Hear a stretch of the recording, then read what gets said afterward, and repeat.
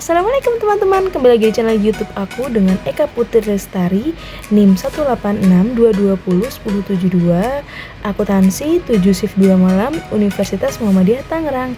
Nah, di video kali ini aku mau sharing ke kalian tentang UTS, materi UTS, mata kuliah seminar penelitian akuntansiku yang diberikan oleh dosen pengampu yakni Bapak Ari Eksandi SCM AKT untuk mereview 14 poin secara kritis mengenai artikel yang berjudul Moderating Earning Management, Quality of Internal Auditors, Business Strategy, and Sustainability Reporting on Economic Performance yang disusun oleh Ari Eksandi dan Vinola Herawati. Seperti apa? Yuk kita belajar bareng-bareng. Untuk 14 poin tersebut, yang pertama yakni apakah yang menjadi motivasi atau isu research gap atau fenomena yang sedang terjadi sehingga memicu penelitian ini dilakukan. Nah, dari masing-masing tersebut akan saya jelaskan di slide selanjutnya. Berikut motivasi atau isu dari penelitian artikel tersebut. Jika perusahaan memilih menjalankan strategi bisnis defender dengan mengeluarkan produk yang mengikuti pangsa pasar pesaing, maka dapat menguntungkan dari segi stabilitas perusahaan di mata investornya.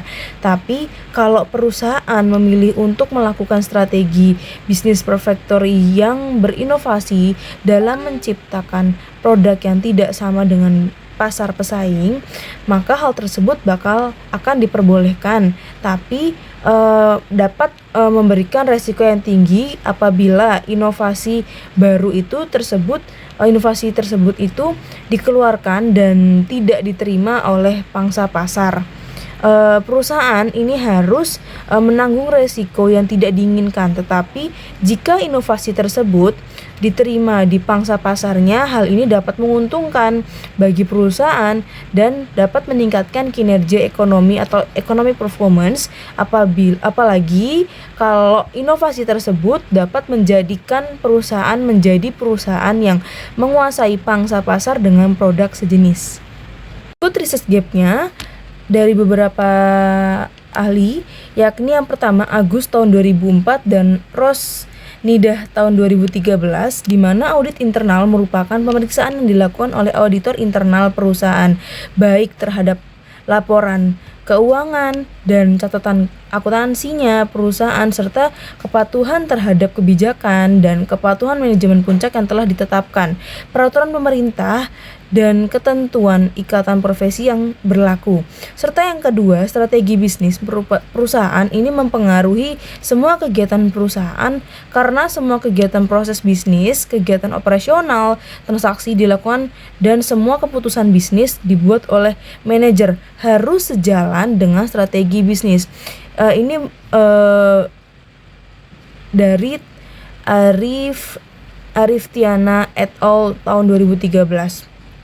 Yang ketiga, menurut Pardede di tahun 2014, isu keberlanjutan berawal dari isu pemanasan global dan kerusakan lingkungan yang semakin hari semakin terjadi di seluruh dunia. Poin fenomena, peneliti ini tidak jelas dalam mencantumkan fenomena yang berhubungan dengan variabel yang diteliti. Jadi, penelaah atau review ini tidak bisa memaparkan isi dari fenomena dengan jelas. Jadi seharusnya peneliti ini mencantumkan fenomena di bagian pendahuluan penelitian tersebut. Untuk kritik di dalam poin pertama ini, menurut saya tidak ada kritik di dalam poin ini karena menurut saya penulis itu sudah cukup jelas dalam menjelaskan motivasi atau isu penelitian, research gap, dan fenomenanya dengan baik. Oke, untuk poin kedua, di sini kita akan menjelaskan artikel-artikel utama dalam penelitian ini. Seperti apa saja? Yuk.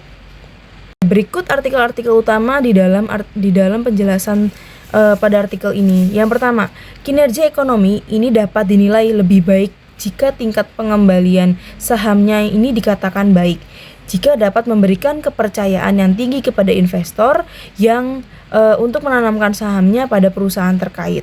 Hal ini dapat memberikan sinyal kepada calon investor untuk menginvestasikan sahamnya sehingga dapat memberikan kemudahan bagi investor perusahaan dalam memperoleh tambahan modal untuk kegiatan operasional menurut Wulandari di tahun 2013. Selanjutnya, strategi bisnis perusahaan mempengaruhi semua kegiatan perusahaan karena semua kegiatan proses bisnis, kegiatan operasional, dan transaksi dilakukan dan semua keputusan bisnis dibuat oleh manajer harus sejalan dengan strategi bisnis menurut Arif Tiara et al. Tahun 2013. Selanjutnya menurut Pardede di tahun 2014, isu keberlanjutan berawal dari isu pemanasan global dan kerusakan lingkungan yang semakin hari semakin terjadi di seluruh dunia. Selanjutnya, tindakan manajemen laba sebenarnya didasarkan pada berbagai maksud dan tujuan yang terkandung di dalamnya.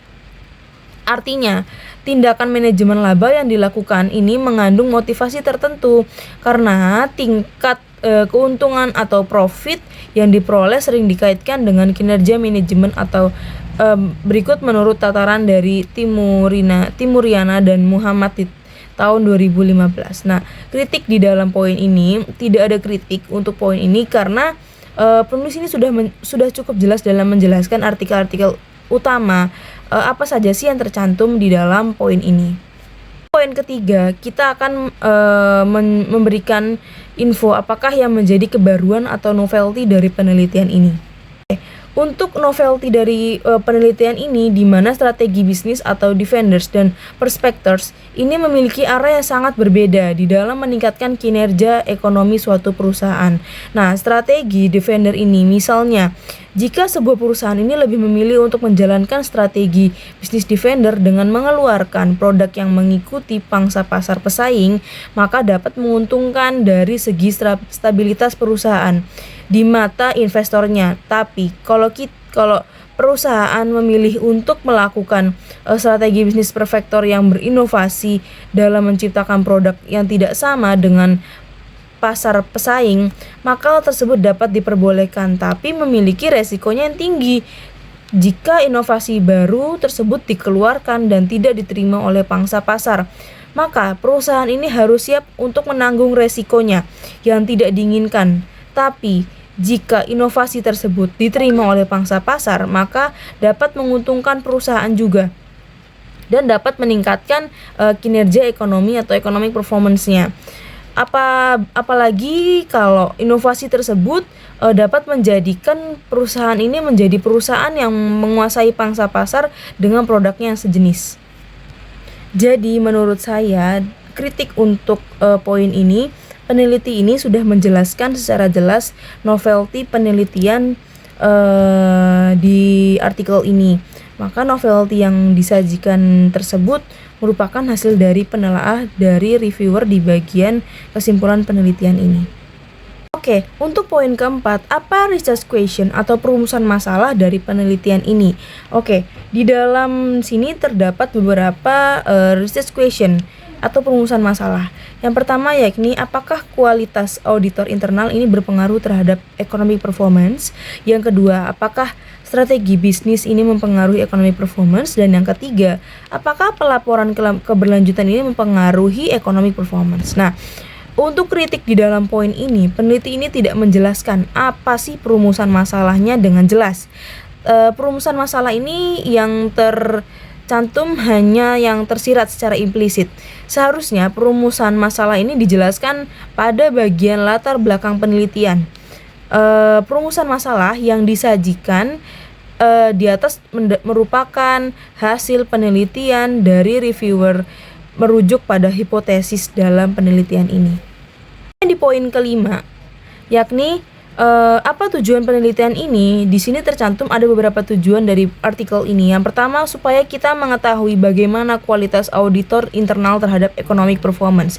Yang kedua, supaya kita mengetahui strategi bisnis terhadap economic performance. Dan yang terakhir, untuk kita mengetahui dengan adanya pelaporan keberlanjutan terhadap economic performance. Nah, kritik dalam poin ini, peneliti ini sudah menjelaskan dengan jelas apa saja tujuan dari penelitian ini diadakan terhadap variabel-variabel yang bersangkutan.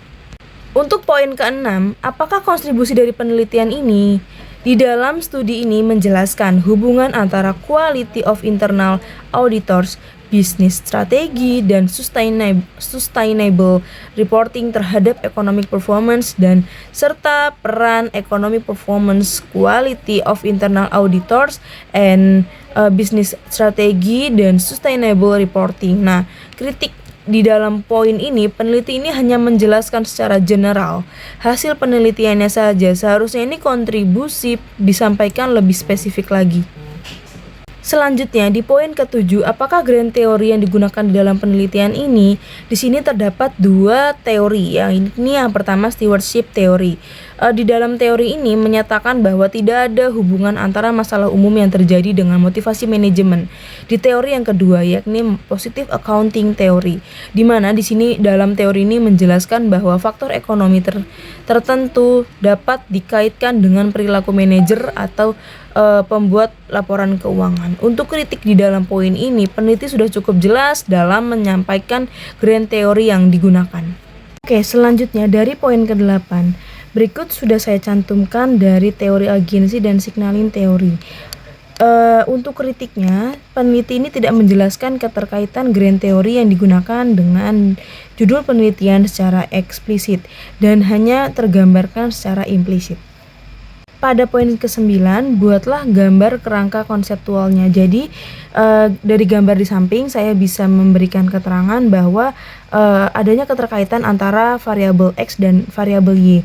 Di sini terdapat 3 variabel X dan 1 variabel Y, di mana variabel X-nya yaitu quality of internal auditors, X keduanya bisnis strategi, X ketiganya sustainability reporting, berpengaruh terhadap variabel Y, yakni economic performance atau yang disebut dengan variabel Y.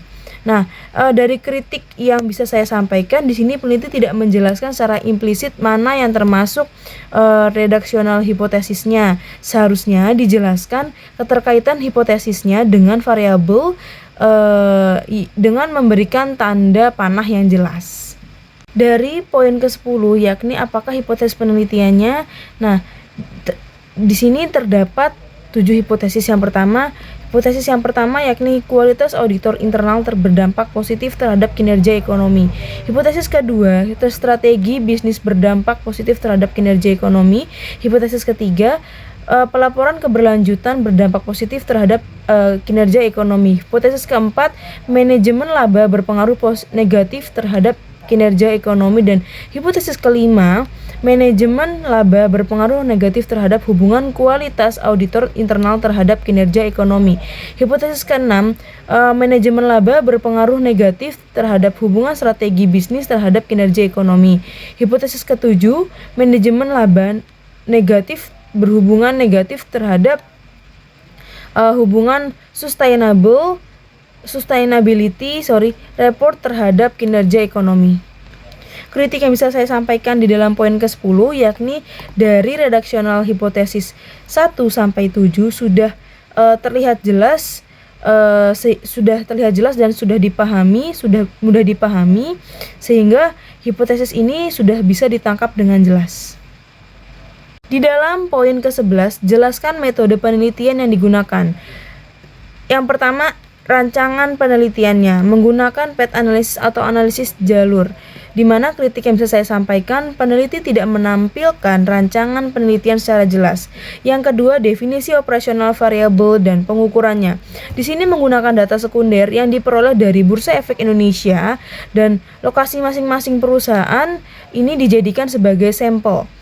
Untuk kritik yang dapat saya sampaikan, peneliti kurang jelas menampilkan data perusahaan yang dijadikan sampel. Yang ketiga, teknik penarikan sampel menggunakan 9 perusahaan yang dipilih dengan teknik purposive sampling, di mana kritiknya peneliti kurang menjelaskan penarikan sampel secara eksplisit. Seharusnya peneliti menyebutkan kriteria penarikan sampelnya. Yang keempat, unit analisis. Seluruh perusahaan yang terdaftar di dalam indeks Kompas 100 Bursa Efek Indonesia selama periode 2013 sampai 2016. Kritiknya, peneliti sudah menjelaskan dalam menampilkan unit analisis tapi secara implisit. Di dalam jenis datanya, di dalam penelitian ini menggunakan data sekunder yang diambil dengan metode dokumentasi yang diperoleh dari Bursa Efek Indonesia dan lokasi masing-masing perusahaan yang dijadikan sampel. Kritiknya, peneliti sudah jelas dalam menampilkan jenis data tetapi secara implisit.